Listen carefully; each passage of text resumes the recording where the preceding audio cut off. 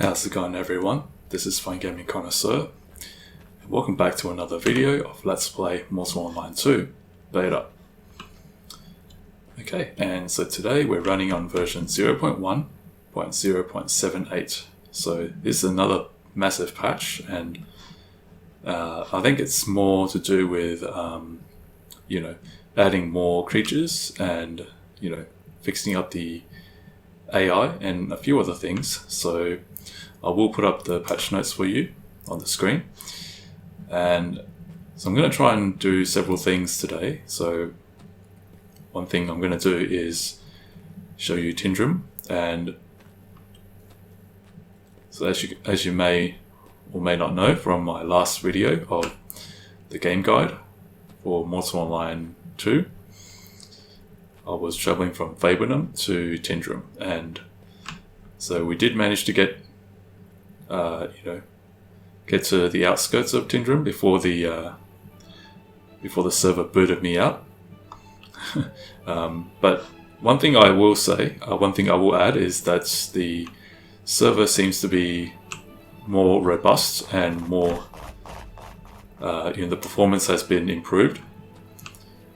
They've done a lot of back-end work to fix all the issues like invisible walls when mounts and pets try and navigate the terrain. So overall, I think this patch has done a lot of good for the server, and so I think it will translate to better gameplay performance for everyone. So I really do commend SV for the work that they're doing, because they're a small team, and yet they're doing their development work is so extensive and substantial. So I really do commend SV for that. Okay, so not only am I going to look at Tindrem today, but I'm also just going to talk about the how this game is putting the RPG back into the MMORPG. And look at the walls of Tindrem. I think it's gotten bigger from last time. I think the walls are a lot taller, and they're a lot more expanded. So it kind of makes me feel like this new Tindrem is rebuilt. From the 200 years that have passed, and so a lot of the buildings that you see here, to me, it seems to have been built on top of the old Tindrem. So I mean, you look at these structures here; these are definitely new buildings, and you can see the obvious wear and tear in some of the stones. So it looks to me that this is an old building from Mortal Online 1, and you can tell because of the the artwork and the carved work that you can instantly recognize from Mortal Online 1. Okay, and it seems to me that the new Tindrem is smaller than it was in the old Tindrem. I mean, this is where the graveyard is, and if you notice that from the left and right as you come out of the graveyard, it'll lead to other districts. It will lead to the slums, and also the ports, and to the rich district and the mage towers. However, this is all missing. Looks to me it's all missing. It's sort of cut off here by the walls. Now, there's two possibilities here. One is that the second conflux has destroyed half of Tindrem City. So, everything from here has been, either it's sunken underwater and it's been destroyed, and so they've built a wall to block it off, or the other possibility is that it hasn't been finished yet, and so the walls here are just temporary, and when SV has added in more of the city, then this wall will be removed. So that's the two possibilities. And okay, so I'm just going to talk about the character system and how it brings the RPG back into the MMORPG. Okay, so I never thought that the graveyard would look so nice with the sun. Okay, so I'm not going to engage in any combat today. I'm just going to maybe just explore a little bit of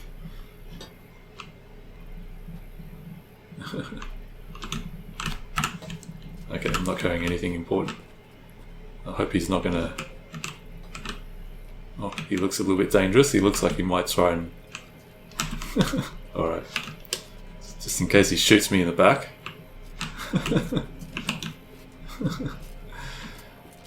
Yes. Alright, I mean you no harm. I'm just gonna... Hope he doesn't double back and hit me. Alright. So I'm just gonna take a quick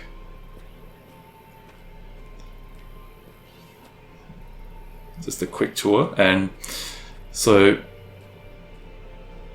with respect to the character system and how it brings the RPG back into the MMORPG, I really think that the way SV has structured the character system to have one character only, I think that is a good move, and I fully support it, because it means that the way you play, the way your character is going to be seen, and the way you're going to play this game is also going to be very different compared to the 4-character system that we had before in Mortal Online 1.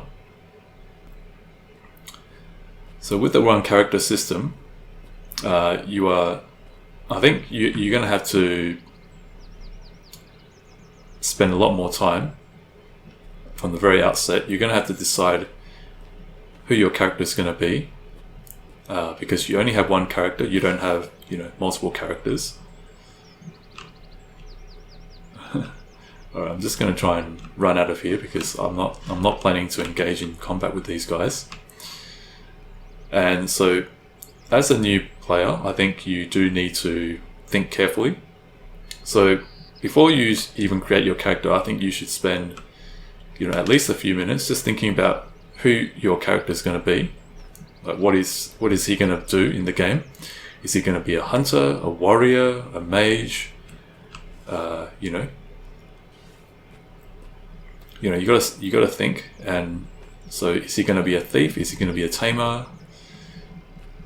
I think, spending a few minutes thinking about who your character is going to be will be very helpful, because it means that you don't need to, you won't need to have too many regrets once you've, created your character.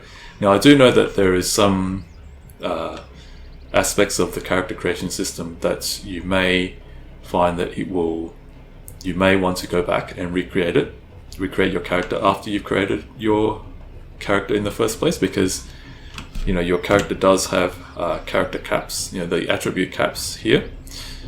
And now for me personally, I don't think that this is too much of an issue for me.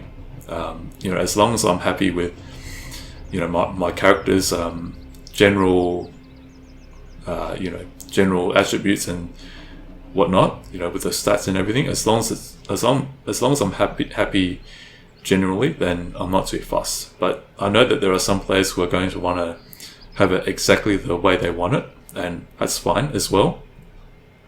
I think that's something for everyone to decide for themselves. However, I think with the 1-character system, I think SV has tried to provide these Clade gifts so that you can, at least in some form, customize your character in such a way that you won't feel like you're missing out on something. Let's say you decide to create a warrior, but then you wanted to make him stronger, then this is, you've got all these Clade gifts that you can, that you can give to your character. And what I find is very good about this Clade gift system is that every race, every clade has their own unique character clade gifts. So every race that you see will have their own clade gifts, and I think that's really good because it means that your character's race and your ancestry is not just aesthetics, like in EVE Online. With EVE Online, the only thing that differentiates you, I think, in terms of statistical aspects, is not very much. In fact, every player, if you skill them up to the max, then everyone is basically identical in terms of their stats. Because you train all your skills the same way, and your character is so unbound and so unlimited in what you can learn, such that the only thing that differentiates you is your character's portrait and your ancestry and the background story and all that. And for me, that's not really differentiating. So I think with Mortal Online 2, the character system, I feel that it gives the character a specific that's a specific weakness and strengths, and something that you will have that other races, that other clades will not have. So in that respect, I think it's really good that SV has made this the clade gifts for players. And so as you create your character, you can use these clade gifts to further specialize, or give your character a boost in other areas. Like, let's say, for example, back to the warrior example, you may at some point you might decide that you're going to go into magic, and so you can give your character some extra points in different clade gifts. And so in this way, I think SV is making it, giving players this these clade gifts so that you won't feel like you're too gimped on a character. Now, if you want to find out how all the attribute systems and all the skill systems work, I think there's plenty of guides out there that will teach you that. I think one good the one good YouTuber that I can think of right now is Speznat. He's done a lot of guides and tutorials on how all the different systems work and how different builds work and all that. So now I personally don't have time to explore all of that, to do my own guides on that. So all right. So I think in that respect, all right. I'm not going to interfere. I'll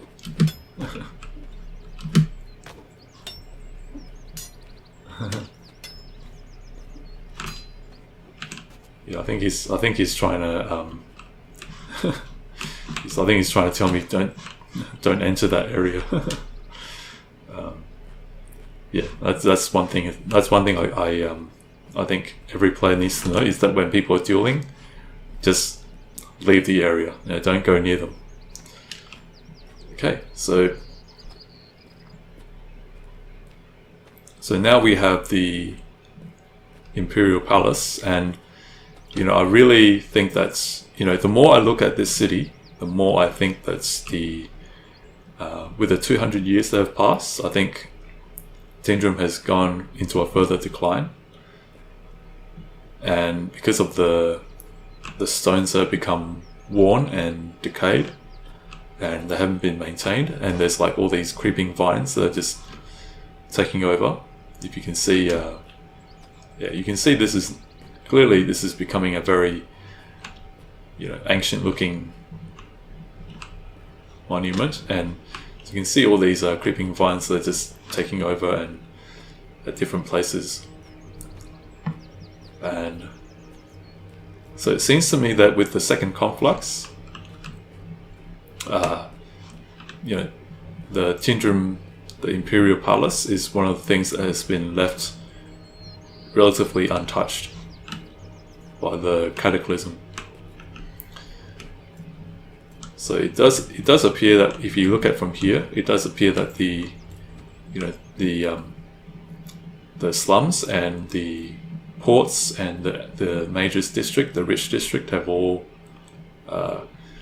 either sunk into the ocean or they haven't been made yet. So we'll see. But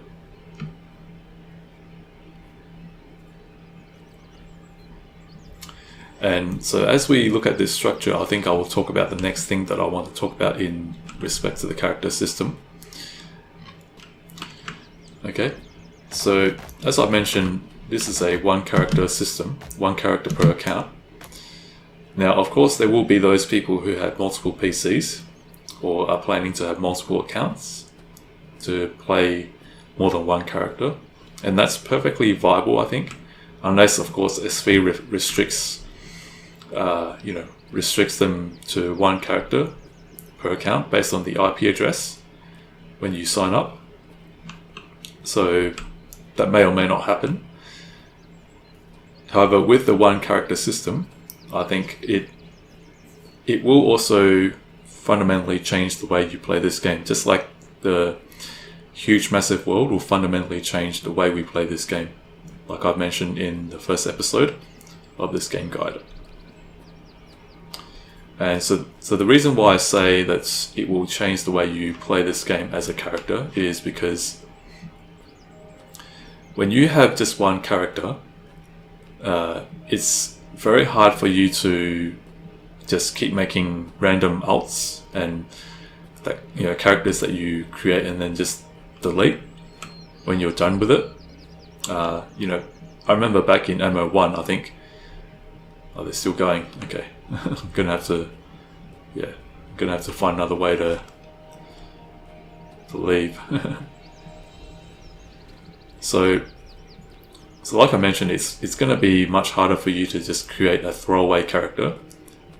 That is a character that you create just for the sole purpose of committing crimes and then afterwards deleting those characters, so that you never have to face the consequences of your actions. With Multiple Online 2, that's going to be a lot harder to do, because now with one character, everything that you do is going to stay with you for long term.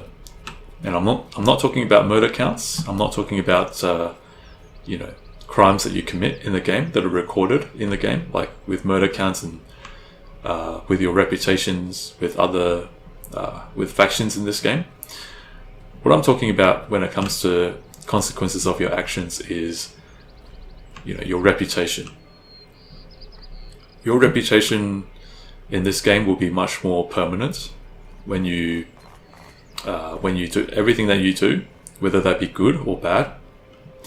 So, because other players will also have only one character, and presumably they will only play with that character, and they won't have plans to just keep deleting and recreating their character. So your character is going to be known, and with your character's name is going to be attached. All your the things that you do is going to be passed around. People are going to remember what you did. So the players, let's say for example, you were a murderer, a criminal that sits outside the Tindrem, in the fields outside Tindrem gates, and you go around killing, new players who are just starting out, and when they walk out, you just gank them. I think with that, people are going to remember who you are, and word is going to go around that you are you are a criminal, a murderer, and soon enough, the whole server is going to know who you are and what you do. And so that's why I say that it's going to fundamentally change the way you play this game, because unlike in Multiple Online 1, where you can create a secondary character and gear him up, skill him up to a reasonable level, and then just go out and commit a whole bunch of crimes and then delete that character. I think that's going to be very, very hard to do in this game. It's not impossible, but it's going to be much, much harder. Alright, and so as we move on, we will continue talking about how the character system is going to bring the RPG back into the MMORPG. Okay, and I'll also show you some cool places that I think stood out for me when I visited Tindrem for the first time. Okay, so with the one character system, I think it also means that you are going to be limited in the things that you can do. Now, when we talk about a character system that limits you, I think there's a negative connotation that goes with that. You know, I think players these days don't like the word limitations. I think they like to be given as much, given as much as possible, and not have any restrictions and so forth. But I want to just impress upon you that the idea of having limitations is not a bad thing, in my opinion. Because unlike in games like EVE Online, where you are essentially unlimited in what you can do. In EVE Online, with one character, you can pretty much do everything. You can train any skill, you can, do any activity without anyone's help. And the only time that you'll probably want another character is maybe to look different, or to have an alt that will, where you multi-client. In fact, EVE Online actually allows you to multi-client. It's actually built into the launcher. So, I think in EVE Online, it's very unlimited in that sense, that the game is essentially allowing you to do everything yourself. However, with Mortal Online 2, it is the opposite story. It's not the same as EVE Online. In Mortal Online 2, SV is designing the game, the character system, in such a way that it will force you to rely on other players, and it will force you to interact with other players. Because if you look at the professions, you have 1,200 points. I think they've increased this to 1,200. Okay, so this is still 1,100, and professions is now 1,200. Okay, so with this system, I think it is going to allow you to do possibly up to 3 different crafting professions. So let's look at weapon crafting. Okay, so there are a few primary skills in here. However, I think there's not that many. So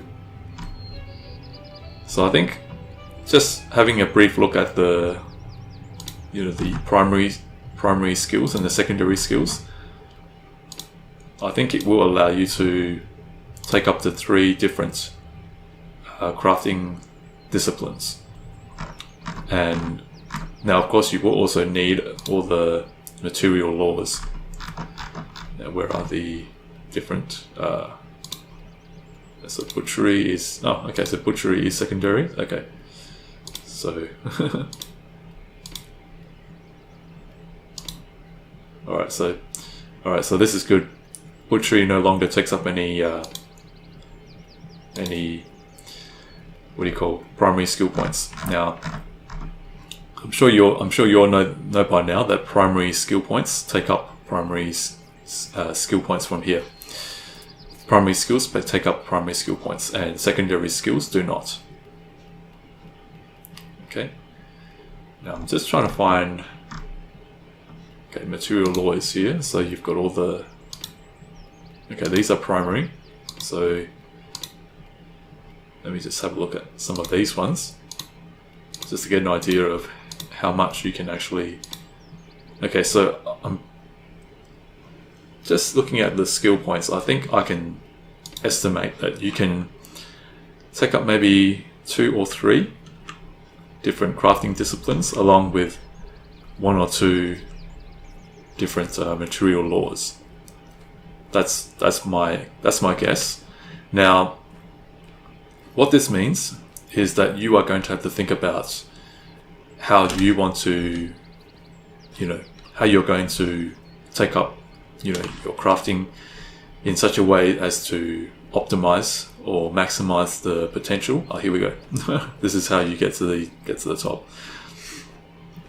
So let's say you're a warrior, and I've mentioned this in my old Mortal Online 1 game guide. Yeah, so this is very clever. I really think that Tindrem...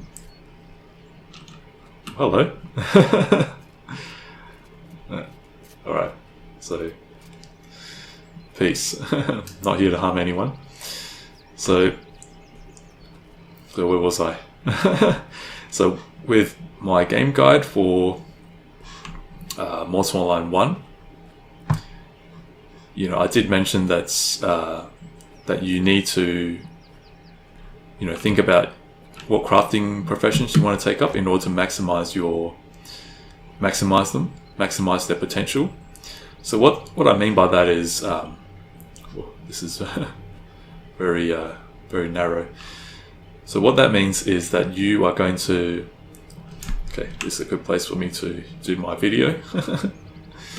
So let's say you're a warrior, and so now when you want to think about crafting, you might want to look at what weapons that you want to use, and then craft go down the crafting path that you want your character, the kind of what weapons that you want your character to use.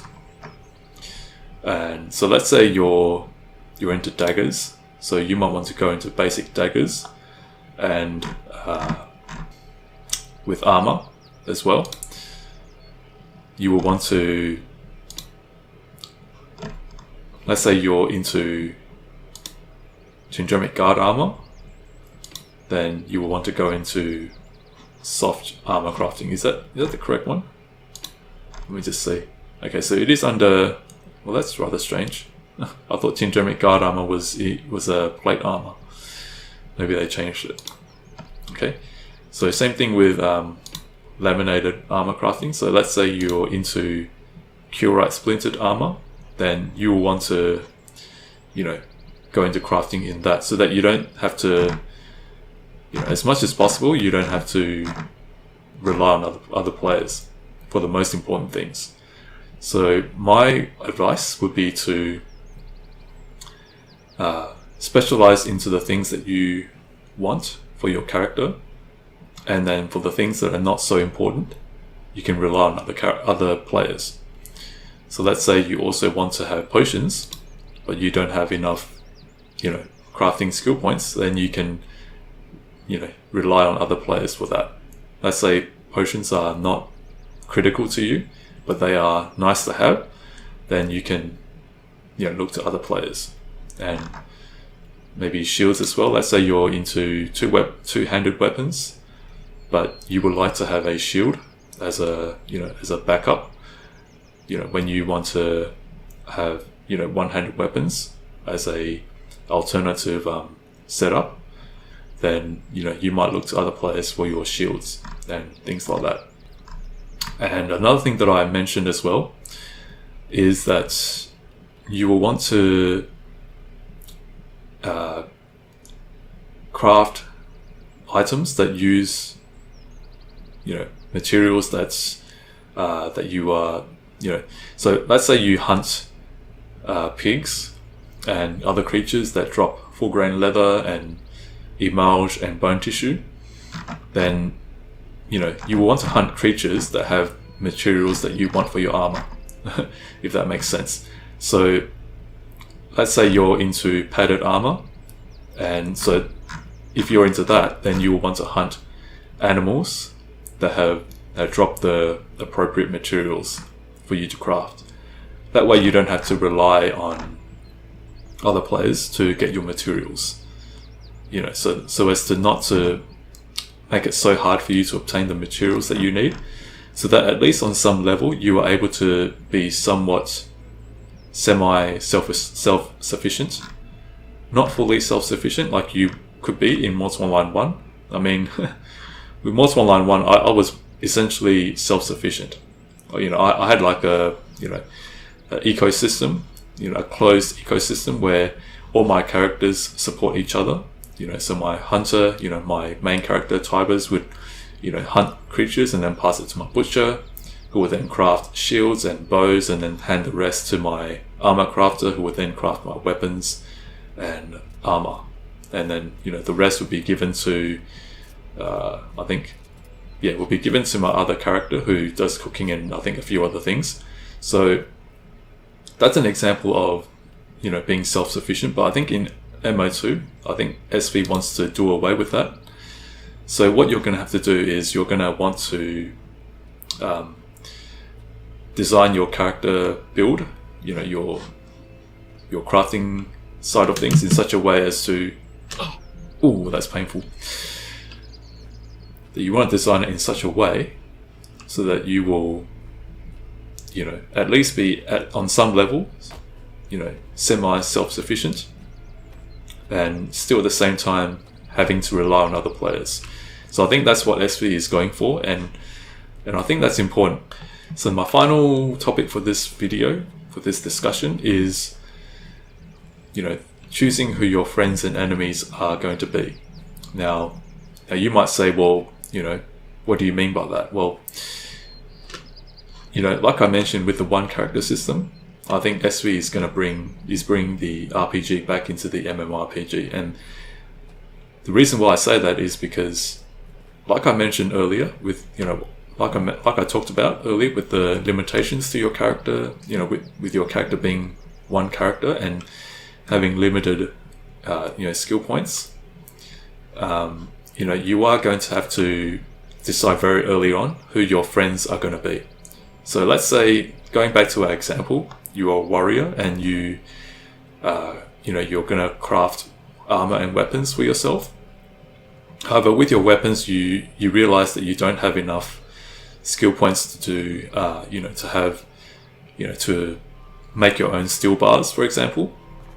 So that means from the very outset, you are going to, maybe you will decide that you need friends who are, who do, who refine steel, who do steel production, and people who can perhaps make potions. So you are going to want to, so you are going to want to make sure that you are a friendly person.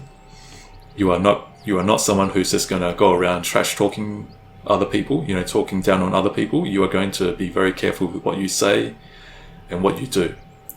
And I'm not saying that you should, just be on your best behavior for that reason. I think, generally speaking, you should be, I think you should watch what you say and what you do just as a matter of course. I don't think that you should just, do that just so that you can get friends, because I think that's just, I think that's being, I don't think that's being genuine. So I think with, when you choose your friends, you want to have friends who know how to make steel bars for you and make potions. And so you are going to want to look for people. You are going to want to interact with people and ask them, so what do you do? Just like in real life, you ask people, when you meet them for the first time, you ask them, what is this person? Hello, I'll just wave.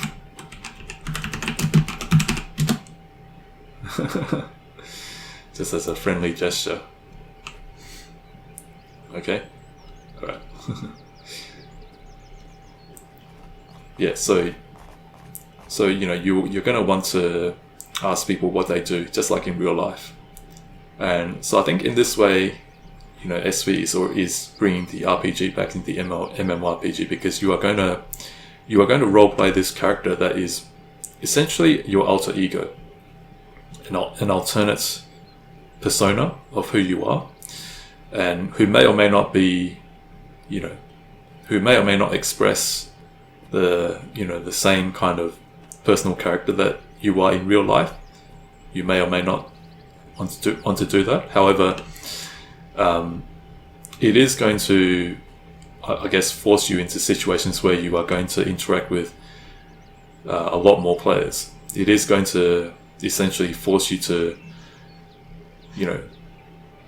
be more civilized, if that makes any sense. So, and so that means you are going to be on the lookout for, guilds who perhaps may be into crafting. So let's say you know of this guild that does crafting. Oh no. Is he coming after me? No? Okay. Alright. Maybe I'll just stand up here.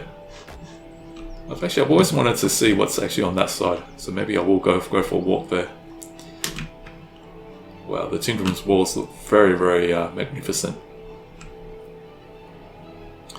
And so let's say there is a crafting guild that has just arrived in town. Then you probably will want to be friendly with that guild, because if the crafting guild, they will probably have people who know how to make steel, and might even be able to make potions and whatnot. And so that is you're not just going to go and randomly kill characters from that guild, because if you do, then that guild may refuse to trade with you, and they may tell all their players in their guild to watch out for you, to avoid any dealings with you, because they know that you are you're a dangerous person. And so so I think that's also another example of how consequences carry over in this game. That your consequences or your actions are permanent, and when you're friendly to this guild, to this crafting guild, you might find that other guilds are going to be hostile towards you. So let's say this guild supplies weapons and armor to an opposing guild. Then one guild might find that this crafting guild is a nuisance because they're supplying weapons to their enemies, and so they might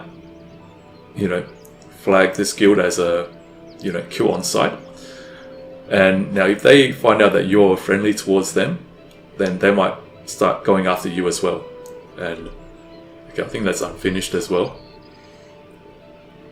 And so, but however, if you manage to be on good terms with, so it is sunken underwater. Okay, so if you are on good terms with this crafting guild, then you might find that they will lower their prices for you.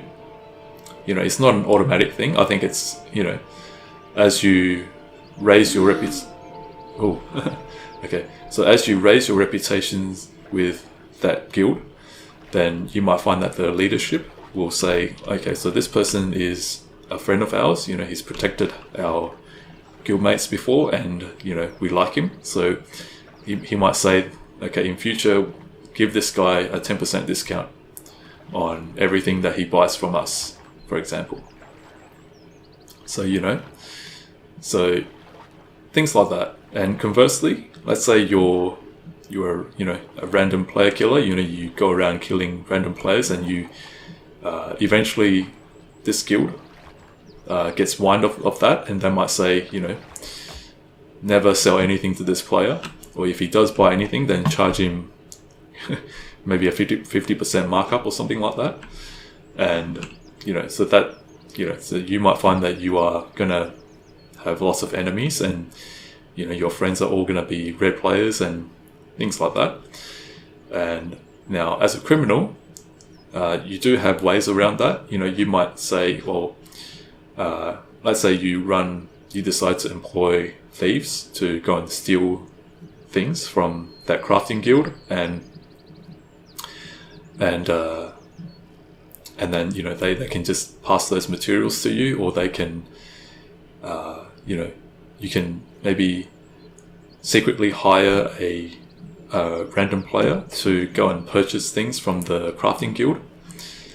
the crafting guild may not have any prior, run-ins with that character, and they might ask that you might ask that character to buy things for you at the normal price and then pass it to you, and then you might give that character a flat reward for the deed, for their work, things like that. So I think there's going to be a lot of behind the door dealings and secret machinations that go on, and I think it's going to be very interesting. And it's all because of this one character system. I don't think that was something that we saw very much in the old game, where there was 4 characters, because you could be self-sufficient, and there wasn't really that much of a need to interact with other players and be on your be on good behavior. But with Mortal Online 2's one character system, I think that's going to be very different. So you are going to find that you will need to be a friendly person, and again, I think you should be friendly and be a friendly and approachable person, a character, just as a matter of course. Hope that you found this video useful. If you could please like, comment, subscribe, and share. Look forward to seeing you guys next time. This is Fine Gaming Connoisseur. Take care and have a good day.